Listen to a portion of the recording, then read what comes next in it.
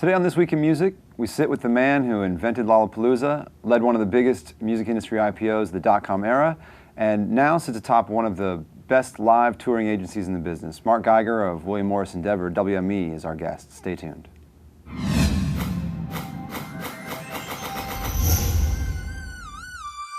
I feel good, even though I shouldn't. I'm chilling so hard, couldn't tell you where the hood is. I'm looking like $1,000,000, sucker.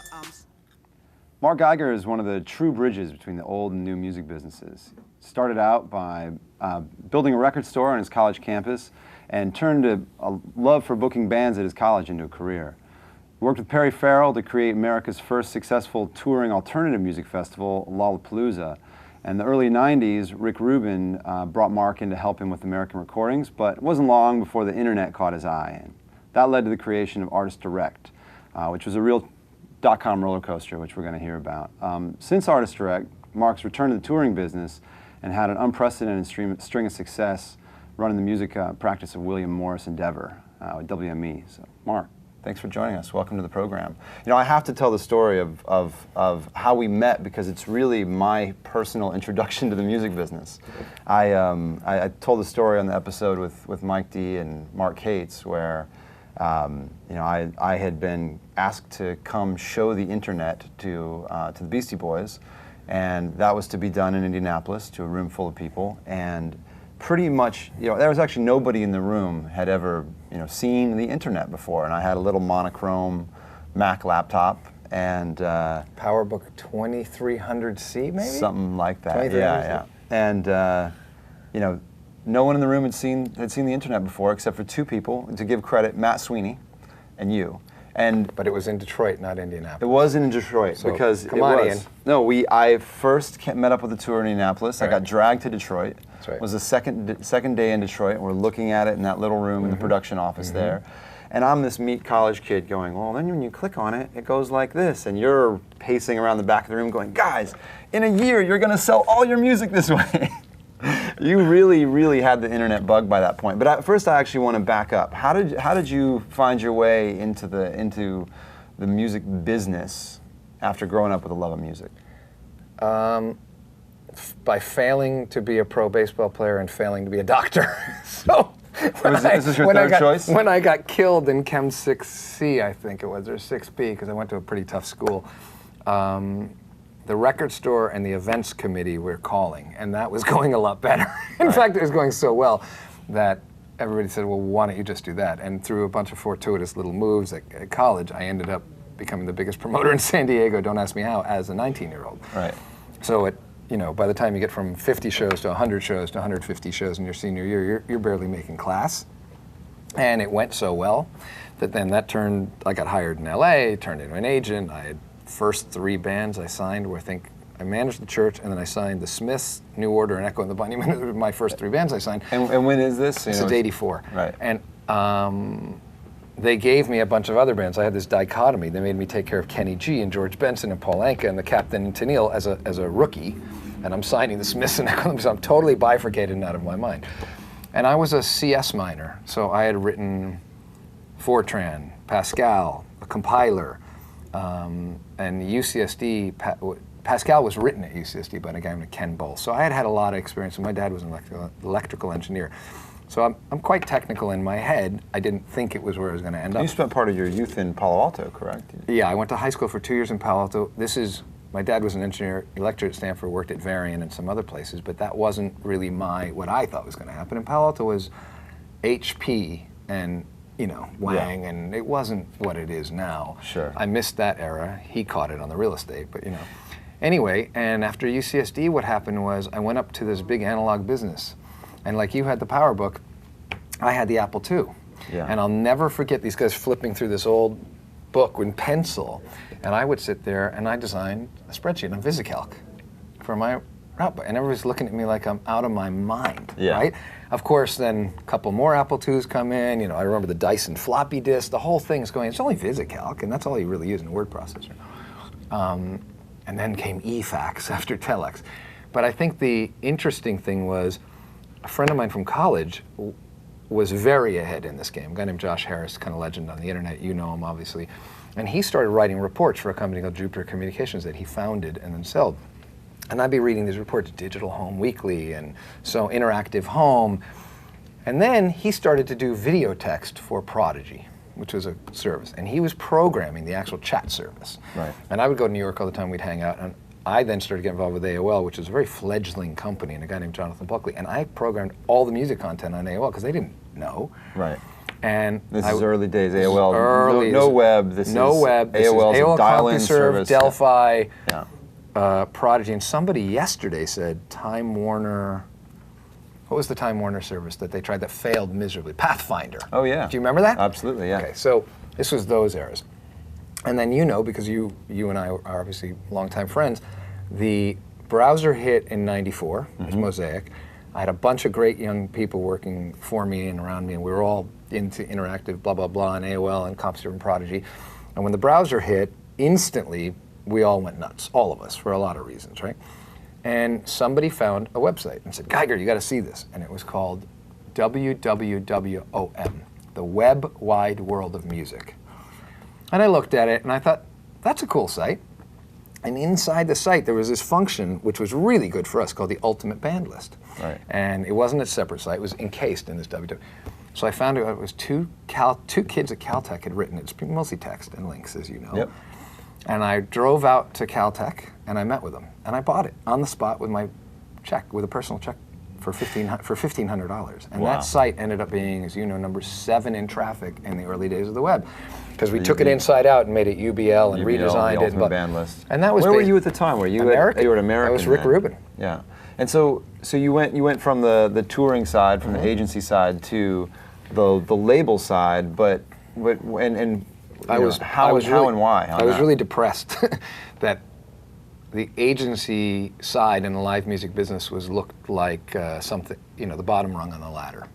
And it didn't get any of the respect in the music ecosystem with any average, and the record labels had all the power. And they controlled budgets, they made decisions. It was the old school record business. And that was a frustration point. So there was one band I worked with for years, the Pixies, who I watched, some young punk product manager tell me what to do, and they were all wrong single. I was livid. It was around the UMass, not Planet Sound, what was that album? The eyeballs on it. Why am I forgetting it? The last Pixies album? I don't know. Not Trompe le Monde. One. What was the last one? I don't remember. Maybe it was Trompe le Monde. Anyway, so for all you fans, I'm brain farting, but it was the one with UMass. And they picked the wrong single. And I was livid, and I talked about it. And then they told me to do this. And I said, you know what? And I had a bad bonus to the company. I said, I'm going to go run a record company. This is making me nuts. And I wrote down my 3 favorite people, Rick Rubin, Gary Kerfer, Seymour Stein, and I went out to meet with them, and I got job offers, and I went to work with Rick. Right. And that's been a long-time friendship, partnership, and a lot of other things. It's been great. And so, but there you really, this is where you were. Back to the Beastie Boys. Let me tell you a story. So I'm driving on Fairfax Boulevard, and ArtistDIRECT is screaming in my head of what the direct-to-consumer business is, i.e. Topspin. And I can't believe how poorly organized the music business is. And just to give an example, if you had a favorite artist at that time, not today where it's all at your fingertips, you could go to a record store and go to their section, the record store, and buy the records. That's about it. All right.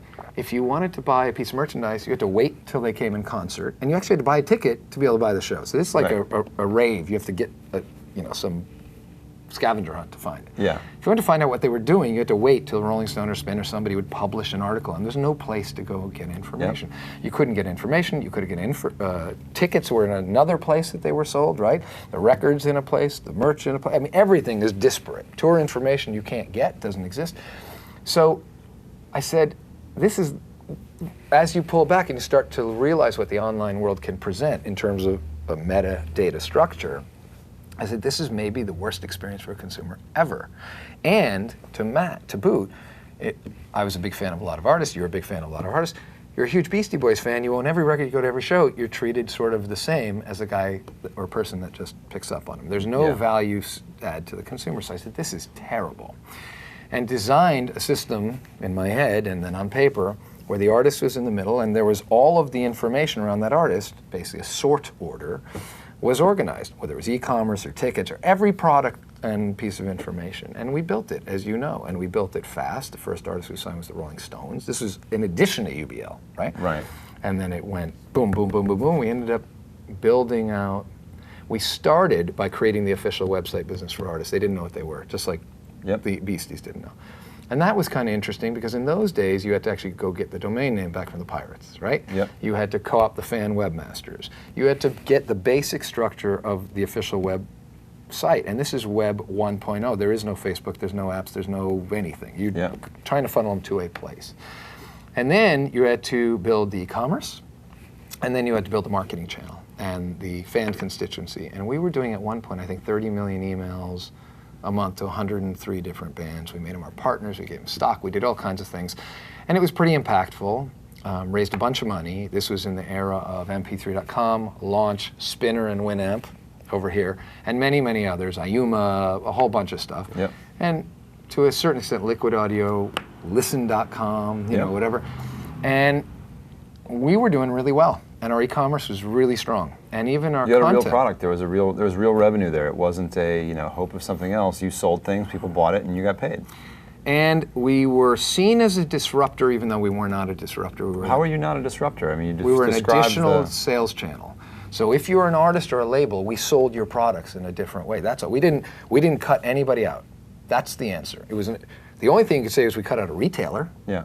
But it was online retail. It was there for them, and the suppliers want a lot of retailers, so that's not in conflict with them. Sure. So I don't think adding a store opens up to another store, I don't call that disruptive. Yeah. Okay? You're not changing the value chain.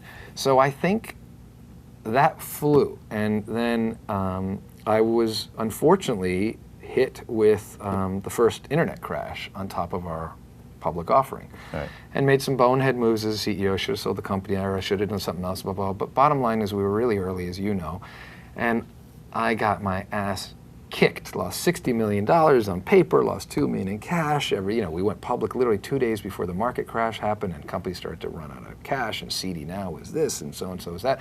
It was a fascinating time. I learned a ton, and I spent the next 3 years tumbling down the giant mountain like all the other .coms. Yeah. So let me ask you about that. I mean, the vision that you had then is still the right vision, right? You're doing it. You saw where it was going.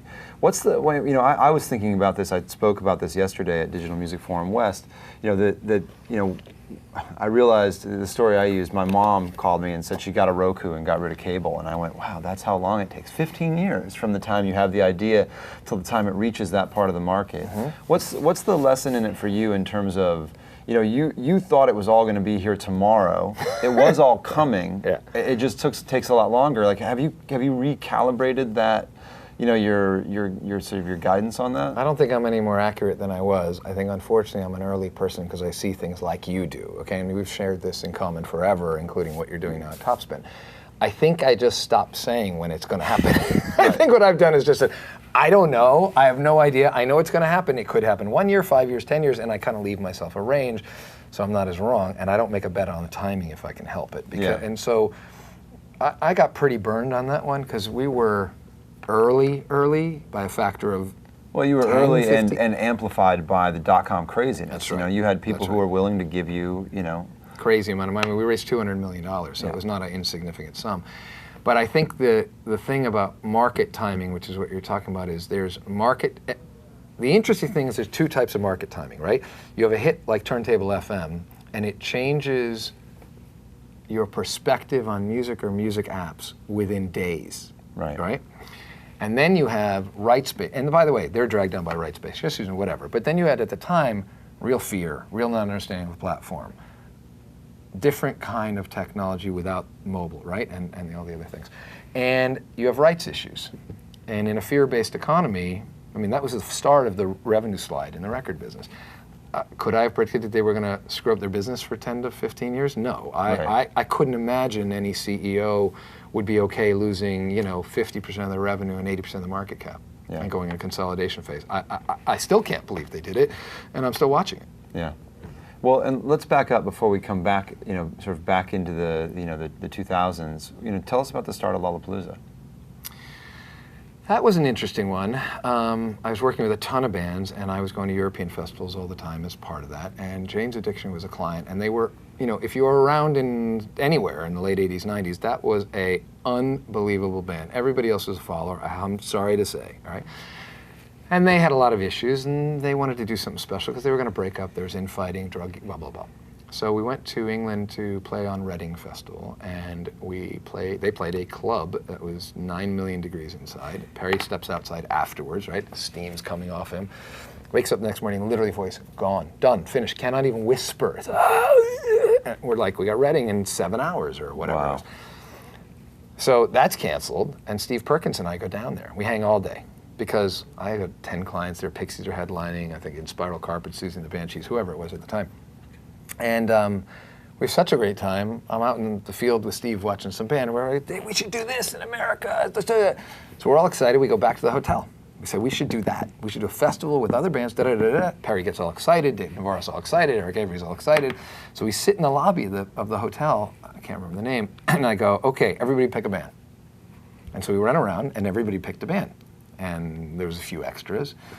And we ended up picking like 9 bands. I was off to see the Pixies play with David Bowie anyway, and they were one of them. And I think Eric, I remember, picked the Butthole Surfers. I'm pretty sure Dave and Perry picked Susie and the Banshees.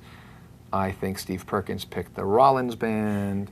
I think Perry had just done something with Ice-T and also said he loved to have Ice-T because Cop Killer was happening. It was a big deal at the time. I picked Pixies, and I picked 9 Inch Nails. And I'm sure I'm forgetting somebody. Right. Living Colour came in after somebody turned it down. That wasn't one of the original picks. Not that that matters, but whatever. Yeah. So we went and put it together. And give me a sense, like, had that been done before? I mean, now look at how many festivals, similar festivals there are, Lollapalooza included. But what was there were tour packages, okay? So you got it. We had The Cure, Love and Rockets, Pixies, Shelley and Orphan, and We had Echo and the Bunnymen New Order toured, and it was a big deal. New Order, Pill Sugar Cubes. There were things like that. The 7-act or 8-act or ultimately 15-act or 25-act traveling thing. I think Ian Astbury had tried it with Gathering the Tribes a couple times. It was good, it was all right. And we thought, hey, we didn't even really think about it. We just, boom, this is what we're gonna do. And Perry called me one night at home, I think it was 1 in the morning.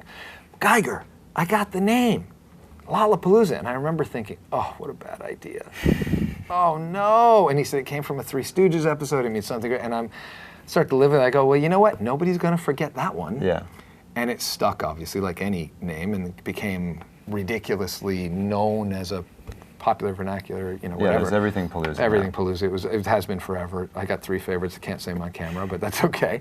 And the thing took off. And what was great about it was we had a great team of people. Don Muller was on the team, Heidi Robinson, Missy Worth, a bunch of people. But what we did was we hit the timing right, unlike ArtistDIRECT, which hit the timing wrong. Right. So we launched this. I'd love to tell you that we're the biggest geniuses in the world and nobody else could do it and nobody else is better. But what I really have to tell you is sometimes you hit the timing terribly and sometimes you get it right. And right then was when Nirvana was it was the end of hair metal and the beginning of the alternative revolution, and we became largely symbolic for it.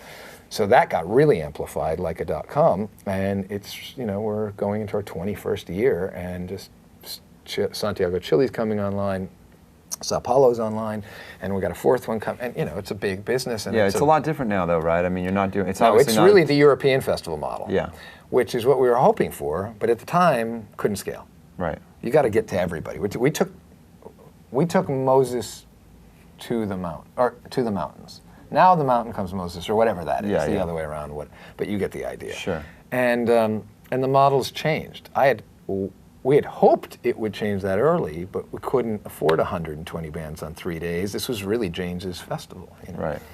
But so coming forward then into the 2000s, you know, with the .com, you know, imploding, bubble bursting, and coming down that hill, as you said. I mean, you wrote it out with ArtistDIRECT for 3.5 years. Yeah, a long time after that. Yeah.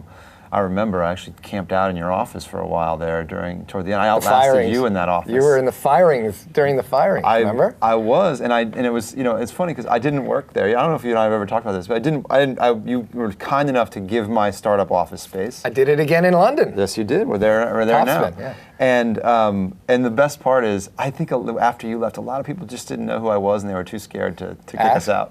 We just were the guys that sat over there. That's good. But and then I asked the guy with long hair. He's smart. I think he understands this stuff.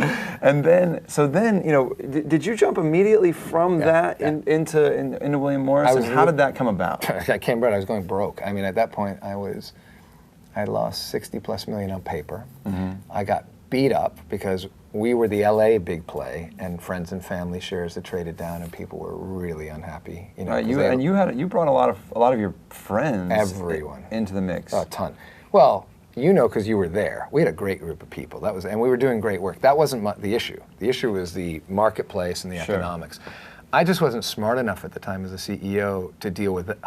Hyper growth was tough enough. Hyper decline. So I tell people I got a 50-year experience set inside of 8.5 years because of, we were hiring a person a day for 1.5 years, right? And on all of this. So hyper growth is intense. Hyper decline, because I think you were there, we did 4 waves of layoffs and all sorts of stuff. But I was going personally broke. My wife had broken her leg, I couldn't afford the house I was in, and I thought the stock can't go to 0, can it? And of course, I learned. So I was massively in debt. I had to go get a job, an actual job. Right. Totally bummed me out because, you know, that was a very vibrant period. It wasn't as vibrant a period as 5 to 8 years later when the introduction of Facebooks and social networks and, you know, because you and I were dealing in the GeoCities bulletin board world. But it was the need for a gig. And I looked around and I said, I really want to stay in tech and .com or whatever. They didn't pay salaries. And I literally was going to go bankrupt, so I couldn't deal with it. I couldn't stand the labels, and I knew they were they were already starting to die, and it was only a question of when would they get smart. But you wouldn't go to a sinking ship if whatever. Although we can talk about that later. And then I looked back to my roots and said, hey, I should go do that. That's a real business. Right. And of course, I knew in an era of virtualization, the live business was going to get stronger, which it did. So that much I knew. I just didn't want to do it. But I went and made the leap, and it's been going incredibly well, and the company's great. So when did you join William Morris? June, in 03? June and when did it become WME, William Morris Endeavor? I want to say 2.5 years ago, or a little more. Right. So, and tell me a little bit about the practice that you've built there. I mean, from the outside, it looks incredible. What was the Lou Gehrig? I'm the luckiest man on earth. I mean, I get to work with brilliant people as clients. I get to work with brilliant people on the inside. We have a great management team, and we're very entrepreneurial. We grow things constantly, and we've been moving and becoming a very, very hot, great company. It's a pleasure. Explain to people what it is, you know, for anyone who's watching who well, doesn't I know think the best way to look at it. What the hell do you guys do over there anyway? Okay, the best way to analogize this is if you've ever watched the show Entourage. I actually work for Ari Gold. Ari Emanuel is my boss, and Patrick Weitzel. And it's a high-powered talent agency. And inside the talent agency, they have multiple divisions. They have a movie division. And by the way, CA, who's the other powerhouse, right? There's a 2-horse powerhouse game. Great company, CA. They both are very strong. Some do sports, most do film, television, music. Those are the big anchors. Then theater, literary books, you know, and a few other things. And I happen to run the music area. I'm very involved in the digital area. And we represent artists. And what it used to be was only making their tours and shows happen. Okay, making the deals, making sure you're a seller to the promoters that are buyers. That was the simple version. And you would do some side things like you might be part of a festival, i.e. Lollapalooza or whatever. Sure. At that time. As the landscape started to shift inside the music business, who was doing what, rights available, blah, blah, blah. We've put out 50 records, we're distributing films, we're distributing ebooks. We have grown live festivals, we do business development in a lot of different areas. So what's happened is what we do has changed a lot. That seems like that's something, and correct me if I'm wrong, but something that happened outside, you know, if you look at what the kind of things that people package and put together in the non-music part of agencies, that's been the case for a long time, but what you guys are doing really is turning the music side of the business into much more of what the overall agency side of the business looks like, where you're really representing the talent in various forms of what they do. I think they always tried to do that. I think what happened was until there was a digital platform, there wasn't space. Like if you think of the old days of newspaper and television and movies, how many, let's just take music and stick with it, but it was the same for all divisions. In the old days, you know, film people didn't want to do TV at all. It was like looking at a gutter, okay? Today, TV's cool and the web's even cooler. So you have multiple platforms. They didn't have a lot of music people in theater or on television, except MTV. That was really it, all right? Or in movies. There wasn't that much to cross over or do whatever.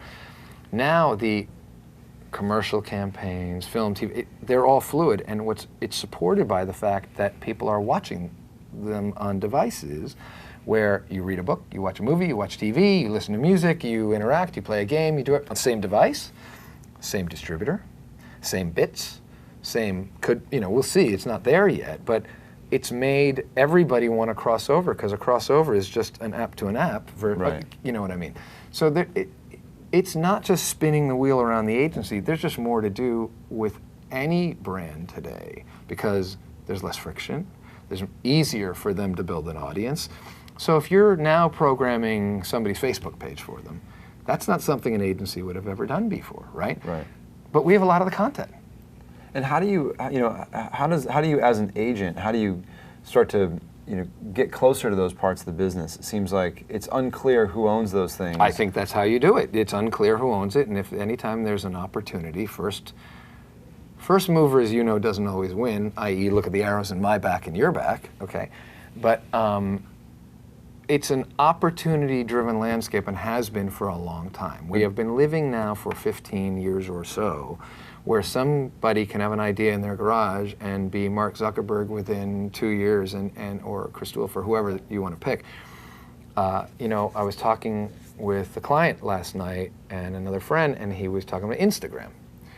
The guy did Instagram, there was 2 people. Yeah. And we're in an era of unprecedented innovation to riches or innovation to scale. So being from that side of the business, I look at the old media business and go, wow, this is fantastic. An old business that we can transition and improve, look at all the opportunities. But you kind of got to understand the business enough to do that. And I also have a vision of where hopefully you think it's going. So I think it's a fertile landscape for what I'll call development, right? So it's like coming to California in the 1700s, and you're like, well, what do I do? And everything's open. It's just up to your innovation and your mind. So that's the answer. Do you think, with that landscape, are we finally there? Is that what you're saying? Like we're at a place where there's enough critical mass on the user side to do some, where there's, not only the ideas here, but the consumers are here too. So now we're at a place where it's actually going to break free, and specifically with music, All right, well, that's an interesting one. I got this one wrong so many times that to ask a question about timing is a funny one, but you know that. I think that the land is fertile, if we stick with that analogy, and the scale is there, the users are there, the global users are there, the devices are pretty great. I mean, they'll get better, obviously, in future versions, but they're pretty great. I think the big issue has been the license and the business model. And here's what I'd say. Over the last 15 years, when you're in the heart of the digital businesses, and I know you are too, I had a mantra that kept coming at me. Geiger, you don't understand. This came from Europe and Asia. You don't understand, the web is not that big a deal, it's all about mobile. And I would look at my Verizon Get It Now deck and think, that is the biggest piece of crap. How can you compare that? No way, right? Yeah. And there was this kind of fight between the US and its knowledge of the web and the other worlds and mobile. And so I heard mobile. I experienced this as well. Mobile. And I said, it's not the internet. It's not open. I don't give a shit. And I heard that about DJs in the 1980s too from my friend Tony Wilson, and I worked with New Order and Happy Mondays and the Hacienda, and I said it's not fertile for this. It is Europe, but not here. Right. So, and now it is, and it's exploded, but timing's everything. So to my point, funny coming from me. So I knew mobile wasn't good, but people talked about it for 15, 20 years. The iPhone hit. Now, at the time before the iPhone hit, LG, or not even, Sony Ericsson, Siemens, Nokia was the big player, RIM was a big player, Palm was a big player, whatever, there's a number of them. Apple comes out, That's the first device I go, that's mobile, okay? In your face to everything else, that's mobile. Second, the other player is Google and Android. So if I had said 1 year before to anybody, let me tell you something. I don't care what you say about mobile, it hasn't started. It's basically been in the locker room. You think you've been playing the game. And I'll tell you, everybody else will be wiped off the map. It's going to be Apple and Google and Nokia. Bye-bye. But people would have... You've been laughed off the planet. It's yes. Christopher Columbus, the world is round and everybody else is flat, right? You're going to get hung. You know this because we were saying it at the time. So I feel, now the whole world changed. Those guys aren't doing very well, and you know Android and Apple thrive. I look at the music space the same way. Listen.com, Rhapsody, Liquid Audio. I mean, we've been through all of it. Okay? M-Juice, come on. Can I say fuck you on the air? I'm just kidding.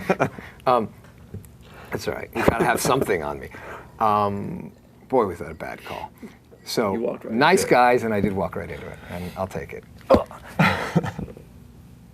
RDO, Rhapsody, Napster, Spotify, Mog, Last.fm, Pandora, keep going. Good services. Much better when you use them on a Sonos, but good services, okay? I don't think the game started. Again, I think we're still in the locker room. Even though I've been using these things for years, you've been using them for years, I could critique them all day long. I think until Apple launches again, I don't know who's standing with them, but I know Amazon's not in the game yet, Google's not in the game yet. You know what they did last time. They can fail, they can succeed. Spotify, I can't tell, but you know, they're certainly feeling pretty good as a player. They might be RIM though. Right? It was feeling pretty good before Apple came in, right? RIM was the hot new, that's Spotify, who knows? So I'm actually going to take a bit of a wait and see until Apple comes in. Got you. So when Apple comes in, that's when the clock starts. Yeah, that's when the races start and the clock starts. And then I think what happens after that is, you know, there's been no real consumer interface and price development yet on those things. They're basically, you know, they're all the same and they're not that great. I expect a good 5-year development period of filters and playlists and interface improvements, because I know right now we're still in a search world or we're in an autoplay Pandora world. And we've discussed this for years, but I'm really a believer in push, pull, and browse and all being fully developed. Pull being the easiest because it's search, and you know, search is the easiest to model. Yep. Browse and push, not so easy, right? And a lot of factors in. So I think there'll be a lot of exciting development, a lot of exciting apps, a lot of exciting startups. I mean, even before the game started, you look at Turntable, again, I'll just use Turntable as an example. That came out of nowhere, was huge within days. And in a way, it's interesting because, you know, where they're using the MusicNet backend, right? It's sort of like, well, what can you build once the music is unlocked? And if that's where we are now with, you know, people being able to build things on the Spotify API or the RDO API, et cetera, you know, I think that we finally answered this question that we already answered in 1999 with Napster. You just didn't answer it legally, which is, where are you going to get all the music? Okay. Now if we answer that, we can build some killer apps, and the killer apps is probably what's going to actually drive the adoption. So that's one. Then the apps tie in all the other information metadata, because, you know, we've been dealing in still, even though you could go to an official website or a Facebook page and get everything, you couldn't really get the music, right? So it's kind of like you're missing the center, the core. So it'll be interesting to see a bunch of different developments, not just app and interface, but what happens when the music is now surrounded in a full ecosystem, and now you're doing the CRM. And a lot of what your company's doing is CRM oriented, and how you can reward people for being good fans, better consumers, and this upgrade, this mix, this ticket, this whatever. And I think we're so at the infancy there that it's exciting, because if you're into music or content, and you're on any side of the business, you know, the airlines made a huge step after years with a mileage program, right? I mean, it changed the way people think about airlines. The content businesses don't have mileage programs, or the equivalent, where it's good consumer programs. There's more, I mean, even you go to a supermarket, you get $dollars off for being a frequent purchaser. It's ridiculous. So our businesses are still in the Stone Ages that way. I stopped kind of banging my head against the wall because my head hurts, you know, from doing that. And waiting, but there's a lot of work to do still. Yeah, there really is so much work, and I'm biased because it's my business, obviously, but I really believe that our businesses. Well, and you know, I think that the artist direct idea is more important in a Spotify age, right? Not even question. You know, if you're coming to this point where, you know, if you just put on the spectrum, there was the CD at $17, Yep. and then the 99-cent download, and now Spotify's what, half a cent, and Pandora's less, and you know, if I play a track that I downloaded from a friend via my Google Music account, that's actually 0 cents going to the industry for that play. You know, the things that actually monetize, I mean, our average revenue per sale is north of $25, right? So there's how you get the money back. And now, obviously, Spotify is going to be an incredible consumption engine, which is great for everybody because we'll be able to consume and find out about more music, but you still need to make that connection direct to the artist. And that's where a lot of the value is. So, you know. And to your point, you know, scale was never possible in our industry, all right?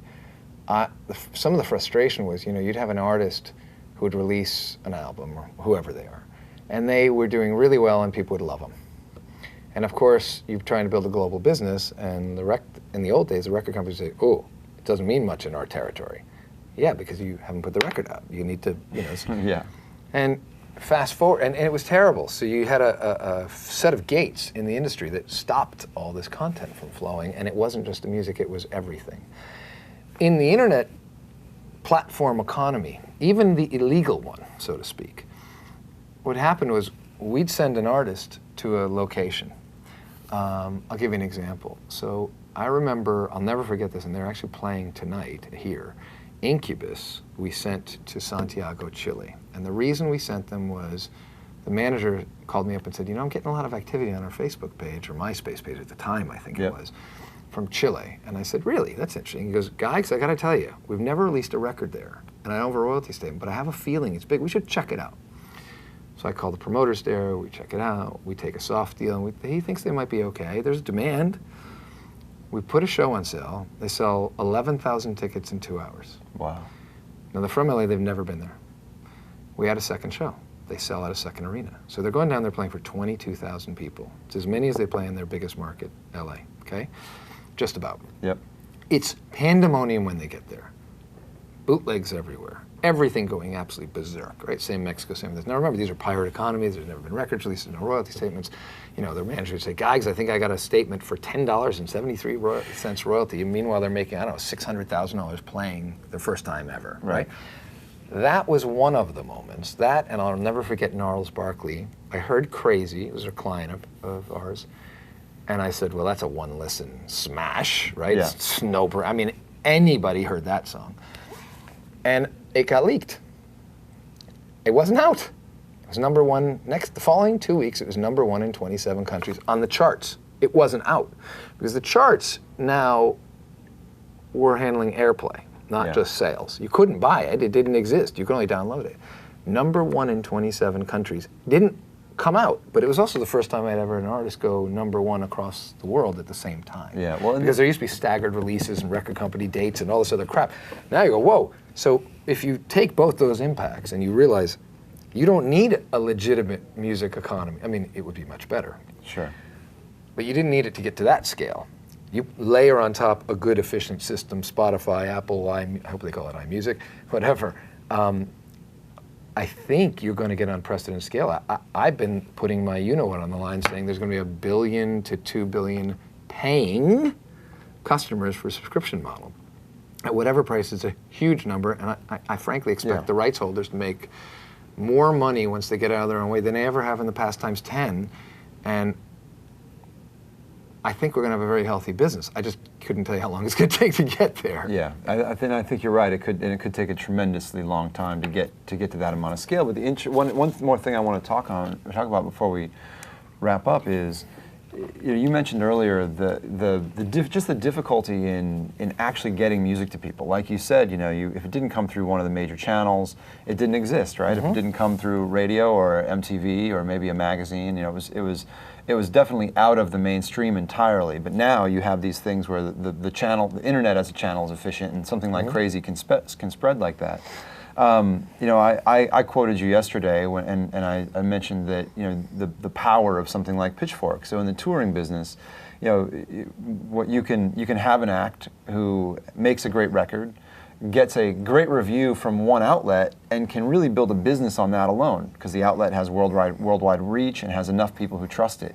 Tell me about that. I mean, I think that a lot of people talk about something like Pitchfork with disdain, but you have a real experience on it based on I'm trying to book my bands. Real data, yeah. Right. Well, two things. Disclosure, we represent Pitchfork, so I got to do that.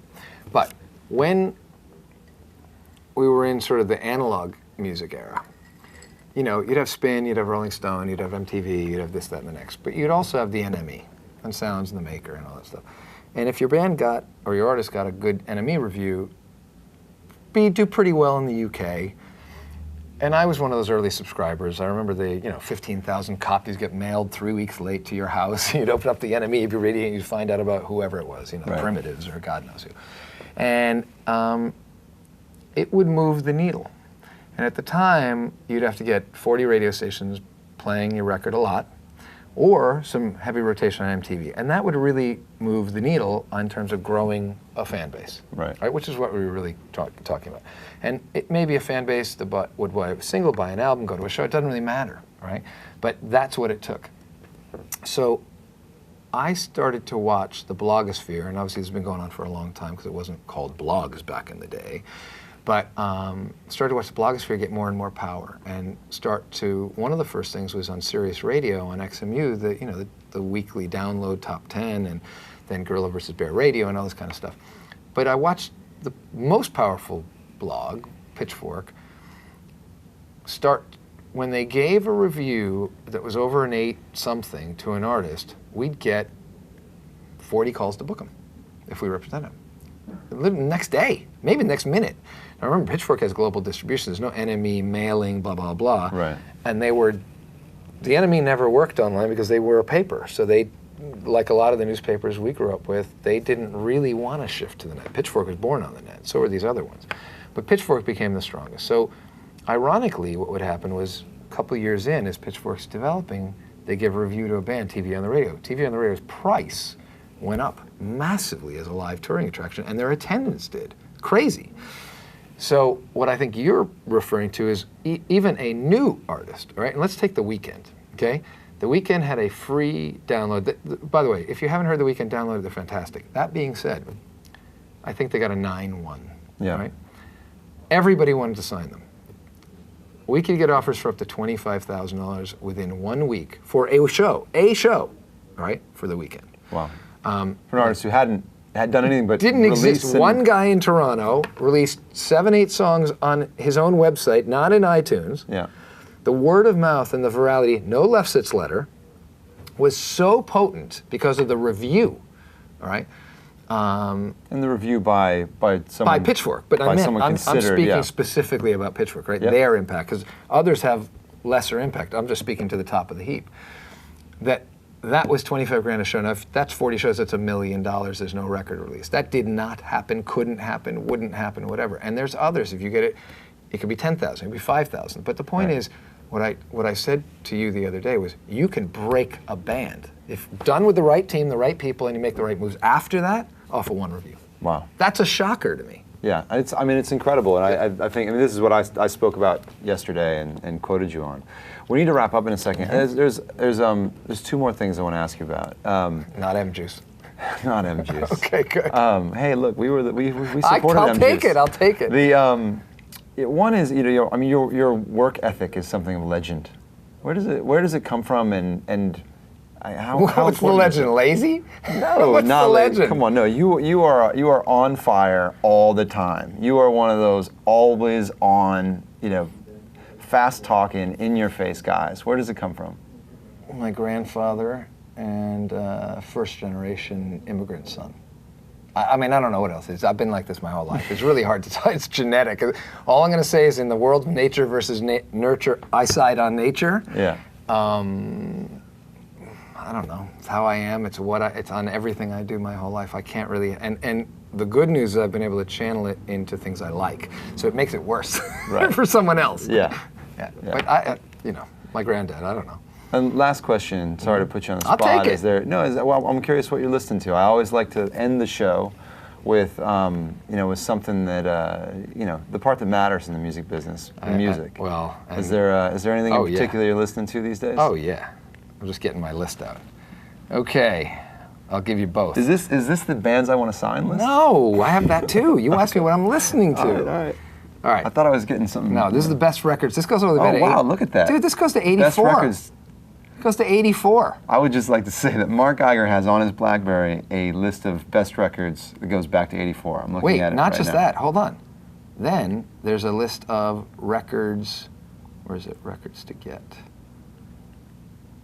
Wow. So you're still as voracious a music consumer as ever. More. Right. I think as I get older, I actually want to get into it more. So to answer your question, Bon Iver, The Antlers, Washed Out, Elbow, the My Morning Jacket record, The Weeknd, TV on the Radio, Mogwai, PJ Harvey. There's a couple others from this year. Last year, Perfume Genius, Massive Attack, Maximum Balloon, obviously LCD Sound System, my favorite, National, Damien Nass album, Sleigh Bells, Tiny Tempa, Fistful of Mercy, Arcade Fire, CeeLo with another huge track, right? Broken Bells, Gorillaz, Kanye was fantastic, Deer Hunter, Twin Shadow, Beach House, even Neil Young, Lanois that nobody cared about. Yeah. I can do every year, buddy, if you want to keep going. All right, if you want more, are you on Twitter? Are you, Mark? I'm on Twitter, but I don't tweet. Your favorite. I get your favorite. No, I'll figure out how to share all that stuff. I'm waiting for the right app. There's too many right now. It's a little noisy. Yeah. I get more Spotify and I love all the people. I love the service. It's crap right now. Meaning, it's too much noise. Yeah, we need the filters. We need the filters, but I have no problem posting what I like. I send it. That's why I keep the list. People ask all the time. Right. But the good news is music's great.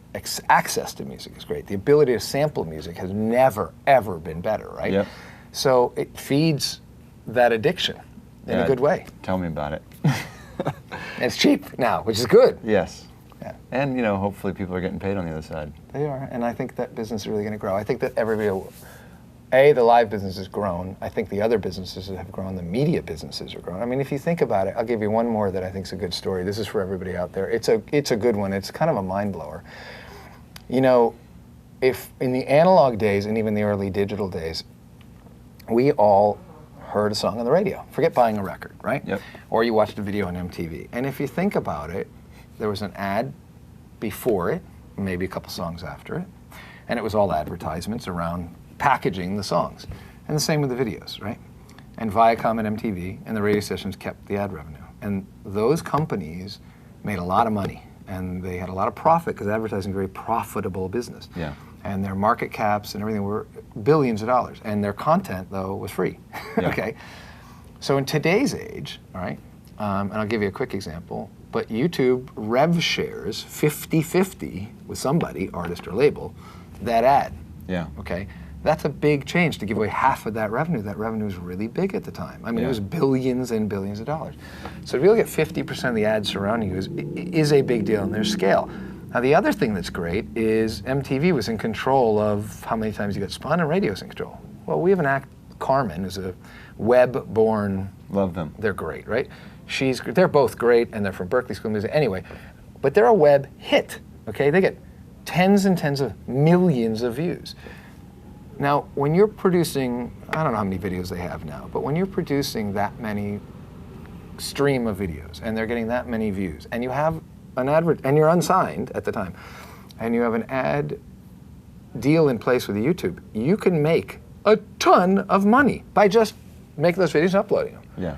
It's crazy. And so the monetization opportunities across the board are fantastic. And I think it's so interesting that, when YouTube came on the scene, the fear was, oh my God, nothing will ever be monetized again. And the opposite is actually true, which is everything can be monetized. You can't say that word, because that's what makes me break out in hives, right? You can't do this, you can't do that. These people don't know jack, all right? People aren't going to pay for music. There's no DRM, they're going to steal. Give me a break. All people want to do is get music and pay for it if it's good. I don't believe that many people ever wanted to steal it. It wasn't provided. So whatever, we'll get there. No, thanks. I really appreciate it. So I think before we go, we should say happy birthday to John Silva. I think so too. Happy birthday, John Silva, and my sister on the 7th. But happy birthday, October 7th. And happy John birthday Silva. to you, Mark. Next week. Next week. John Silva gets this one. Thanks a lot for joining us. My pleasure. And thank you guys for joining us for another episode of This Week in Music. Please head on over to thisweekinmusic.com/music.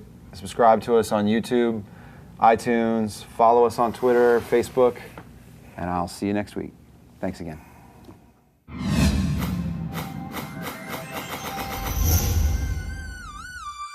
I feel good, even though I shouldn't. I'm chilling so hard, couldn't tell you where the hood is. I'm looking like $1 million.